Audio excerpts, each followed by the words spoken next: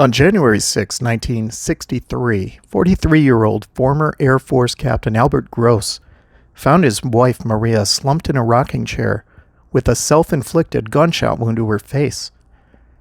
With half of her face missing and hearing her moaning, Albert picked up the rifle, pointed it at her head, and fired.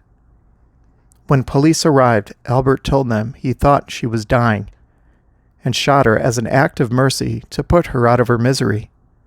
A suicide note was found on the table next to the rocking chair. Maria was taken to Maryvale Hospital.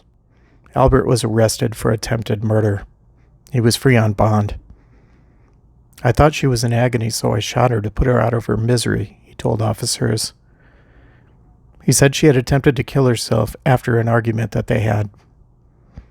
Maria would pass away 5 days after the shooting. Albert Gross was then charged with second-degree murder. During the trial, Albert testified on his own behalf, and he told the court he didn't remember shooting her, but he didn't doubt that he did shoot her. He said he met Maria in Italy during World War II, where he married her. He said she had attempted suicide 7 previous times after undergoing a severe change in personality in 1951, and had been seen by as many as 25 psychiatrists.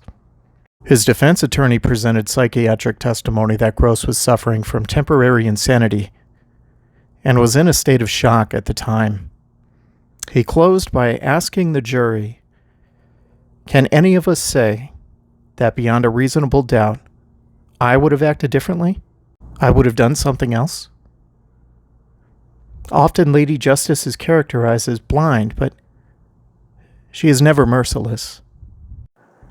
In December of that same year, Albert Gross was found innocent of manslaughter by reason of insanity. Upon hearing the verdict, Albert sighed and nodded a quiet thanks to the jury.